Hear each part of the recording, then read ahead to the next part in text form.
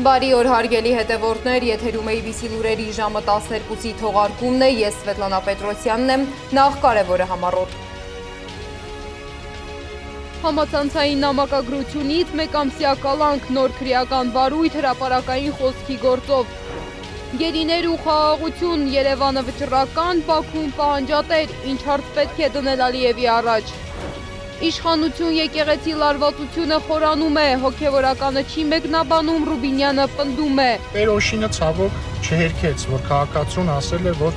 կարևորը քավորը թասիբով մարդ լինի, քպեական չլինի։ Բրատիսլավան ճնշում է, Բուդապեշտը զգուշացնում, ինչու են եվրոպական երկրները Ուկրաինայի շուրջ կոշտ դիրքորոշում հայտնում։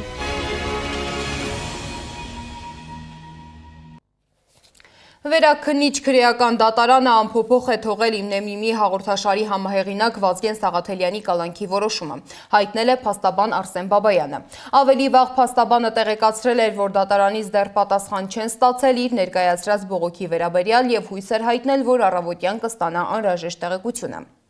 Նույն համատեքստում հերթական քրեական վարույթն է հարուցվել նաև համացանցում արված գրառման համար։ Ազատության փոխանցմամբ այս անգամ իրավապահների ուշադրության կենտրոնում հայտնվել է Ախուրյանցի 55-ամյա մի կին, որը ընդդիմադիր մերձևով շարժման համակիր է։ Նրա փաստաբան Արտակ Մովսիսյանի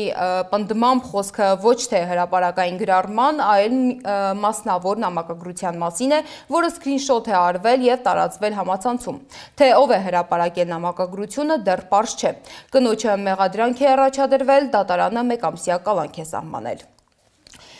Իսկ իշխանություն եկեղեցի լարվածության ֆոնին շարունակվում է նաև սրբազան պայքարի գործով զարգացումները։ Երեկ կայացել է Բագրատ Սրբազանի եւ նրա աջակիցների գործով արտահերթ դատական նիստը։ Սրբազան պայքարի գործով դատարանը խափանման միջոցների վերաբերյալ նոր որոշումներ է կայացրել։ Կարո Օկումուշյանի տնային կալանքը երկարաձգվել է եւս 3 ամսով։ Մովսես Շարբաթյանի նկատմամբ կիրառվել է վարչական հսկողություն, իսկ Արմեն Ալեքսանյանի խափանման միջոցը փոխվել է։ Նրա տնային կալանքը վերացվել է եւ սահմանվել վարչական վերահսկողություն։ Իշխանություն եկեղեցի հարաբերություններում լարվածությունը տեղափոխվել է Արագածոտնի մարզ, Սաղմոսավանք։ Ազգային ժողովի փոխխոսնակ Ռուբեն Ռուբինյանը գրառում էր արել վանքի հոգևոր հովիվ Տեր-Օշինի մասին, ապա նաև անձամբ այցելել վանք։ Մեծ զրույցում Տեր-Օշինը Ռուբինյանի այցը մեկնաբանել է, որ Սաղմոսավանք շատ մարդիկ են գալիս ու գնում։ Ռուբինյանն էլ նրանցից մեկն էր, եկավ գնաց։ Հարցին ինչ էր ուզում ազգային ժողովի փոխխոսնակը, հոգևորականը պատասխանել է. Ինձանից ոչ ոք ոչինչ չի կարող ուզել։ Ամեն ինչ նորմալ է։ Չեմ մեկնաբանում նրա գրառումը։ Այսօր կարող են հոգևորականի փոխարեն ինչ ասես գրել եւ հրապարակել։ Միջադեպին արձագանքել է նաև նույն թեմի հոգևորական քահանա Տեր Վրդանես Բաղալյանը։ Մենք էլ մյուս քահաներս էլ խոսում ենք, որ կնքայրը պետք է պարտադիր հայ եկեղեցու անդամ լինի, աստվածասեր լինի, հայրենասեր լինի, հավատավոր անձ լինի, եւ Տերայրը նաև այդ ամենին ավելացրել է, չպետք է հայրենավաճառ լինի, դավաճան լինի, ուրացող լինի, ես էլ եմ այդ կարծիքին, որ պիտի չլինի, բայց որ Ռուբինյանը իրենց վրա է վերցրել դա, ցավում եմ Ռուբինյանի համար։ Տերայրը չի անձնավորել, կոնկրետ ասենք, որևէ մեկի մասին վիրավորական բան չի ասել, ընդհանրապես խոսել է հայրենասեր, աստվածասեր, եկեղեցասեր կնքայր ունենալու մասին։ Իսկ հպաղականներից չգիտեմ ով է պսակվող եղել, որ ու Ռուբինյանին էլ ինչ է հասցրել։ Եթե Ռուբինյանը ունի հիմնավոր ձայնագրություն, որտեղ Տերայրը մեկին վիրավորում է, թող հրապարակի։ Ասենք անխոս հեռախոս է, էլի։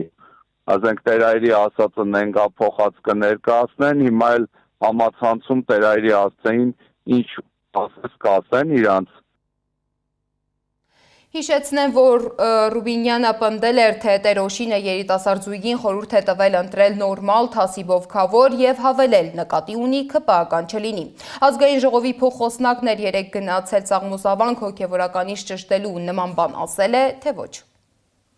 Վերադառնում եմ Սաղմոսավանքից։ Տեր-Օշինը ցավոք չհերքեց, որ քաղաքացուն ասել է, որ կարևորը քավորը թասիբով մարդ լինի, ԿՊԱ-ական չլինի։ Ստիպված եղա Տեր-Օշինին բացատրել եւ զգուշացնել, որ եկեղեցում մարդուն քաղաքական հայացքներով կամ կուսակցական պատկանելությամբ պայմանավորված խտրականության ենթարկելը հակասում է եւ հոգեվոր եկեղեցական կանոնին եւ նաեւ պարունակում է քրեական օրենսգրքով սահմանված հոդվածի տարրեր։ Ընդհանրապես սա պիտի հիշեն մեր բոլոր եկեղեցականները։ Թեմային արձագանքել է նաև փաստաբան Արմինե Ֆանյանը, խորհուրդ տալով ազգային ժողովի փոխնախագահին չխոսել սպառնալիքի լեզվով։ Փաստաբանը հիշեցրել է, որ կարծիքի արտահայտումը սահմանադրական իրավունք է։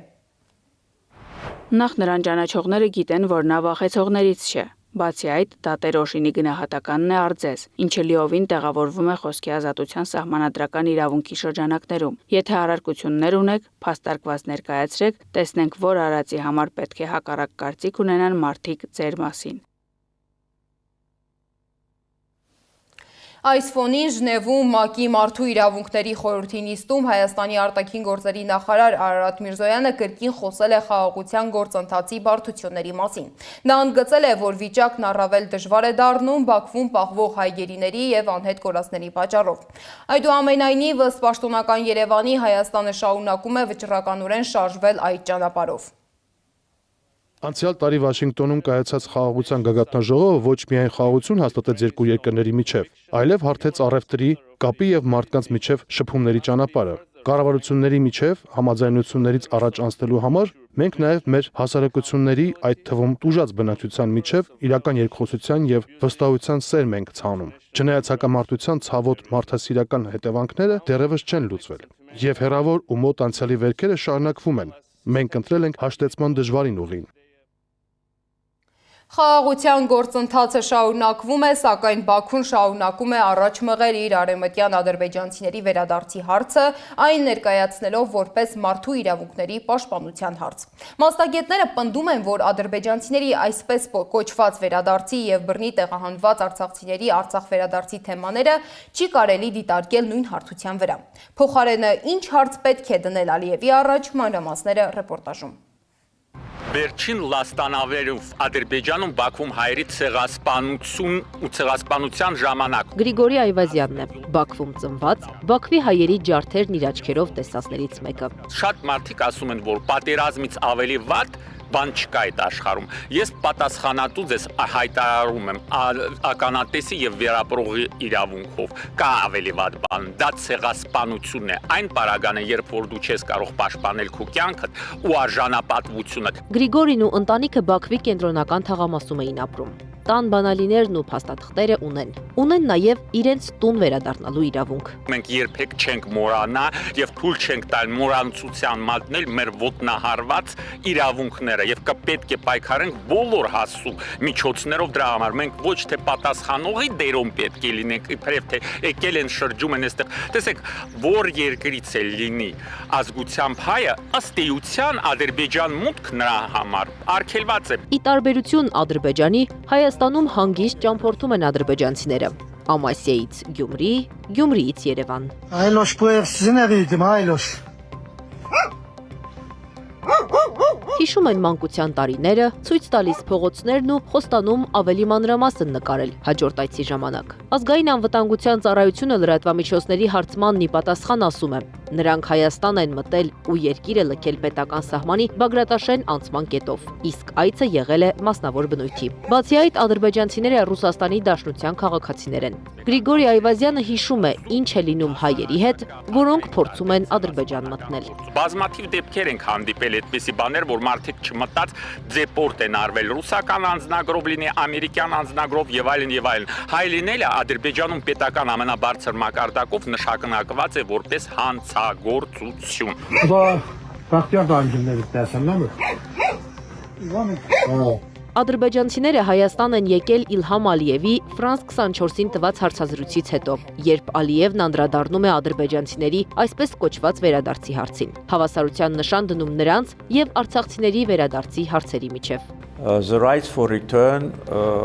is universal right. Վերադարձի իրավունքը հիմնարար իրավունք է եւ Ադրբեջանը կդիտարկի այն, եթե նման դիմում ստանա, բայց միևնույն ժամանակ մենք ակնկալում ենք նույն վերաբերմունքը 100 հազարավոր ադրբեջանցիների նկատմամբ, որոնց մենք կոչում ենք արևմտյան ադրբեջանցիներ, որպեսզի նրանք էլ վերադառնան այսօրվա Հայաստան։ Վերադարձի իրավունք ունեն եւ արցախցիները, եւ Սումգայիթից, Բաքվից տեղահանված հայերը, բայց նրանց վերադարձի հարցերը նույն հարթության վրա չեն, ասում է Լարիսա Ալավերդյանը։ ՄԱԿ-ի անվտանգության խորհրդի մշտական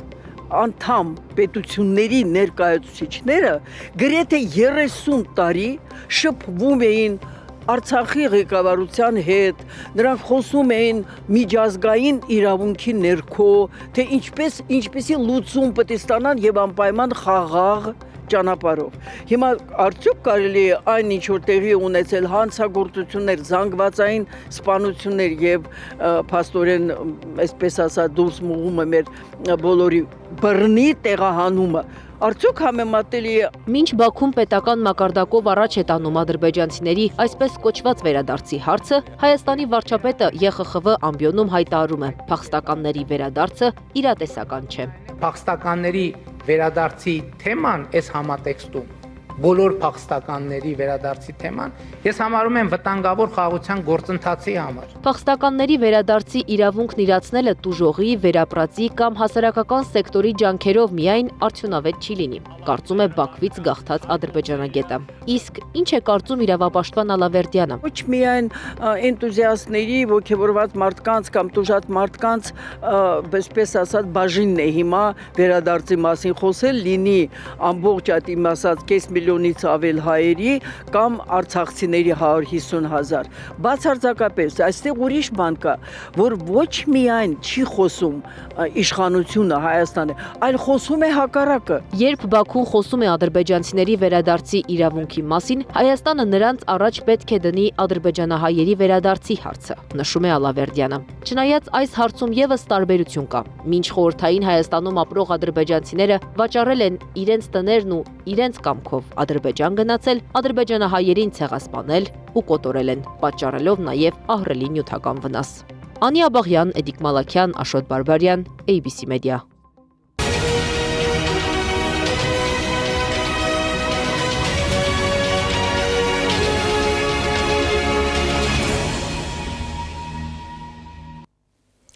Բաքվում անցկացվել է Իրանի ու Ադրբեջանի տնտեսական գործակցության հարցերով հանձնաժողովի 17-րդ նիստը։ Քննարկվել են երկկողմ համատեղ նախագծերի նախկին պայմանավորվածությունների իրագործման հարցեր։ Հայտարարվել է, որ Քալալե-Աղբան կամուրջի կառուցումն ավարտվել է եւ սահմանային մաքսային անհրաժեշտ ենթակառուցվածքների ստեղծումից հետո այն կհանձնվի շահագործման։ Հիշեցնեմ, որ Իրանի եւ Ադրբեջանի տնտեսական գործակցության հարցերով հանձնաժողովի նախորդ նիստն անցկացվել էր 2025 թվականի հունվարին։ Եվրոպայի ուշադրության կենտրոնում Ուկրաինայի պատերազմն է։ Եվրամիության արտաքին գործերի նախարար Կալա Կալասը հայտարարել է, որ միությունը մտադիր է արգելել այն բոլոր ռուս զինվորների մուտքը Շենգենյան գոտի, որոնք մասնակցել են Ուկրաինայի պատերազմի գործողություններին։ Հունգարիան հայտարարում է, որ պատրաստվում է արգելափակել Ռուսաստանի դեմ պատժամիջոցների 20-րդ փաթեթը եւ Ուկրաինային նախատեսվող շուրջ 90 միլիարդ եվրոյի վարկը։ Բուդապեշտը ստակապում է դրուժբա նավթատարի շուրջ ստեղծված վիճակի հետ, պնդելով, թե Կիևը խոչընդոտում է նավթի մատակարարումը։ Նոան դիրքորոշում է հայտնում նաև Սլովակիան։ Վարչապետ Ռոբերտ Ֆիցոն հայտարարել է, որ եթե Ուկրաինան չվերականգնի ռուսական նավթի տարանցումը, Բրատիսլավան կդադարեցնի Ուկրաինային էլեկտրաէներգիայի մատակարարումը։ Նրա խոսքով երկիրն արդեն հարյուրավոր միլիոնների վնաս է կրել գազի եւ նավթի մատակարարումների խափանումների պատճառով։ Միջազգային մյուս լուրերը ռեպորտաժում։ Իրանը տեքստ է պատրաստում Միացյալ Նահանգների հետ հնարավոր գործարքի վերաբերյալ եւ չի հաստատում միջուկային հարցով ժամանակավոր համաձայնագիր կնքելու հնարավորության մասին տեղեկությունները, հայտարարել է Իրանի արտաքին գործերի նախարարության խոսնակը։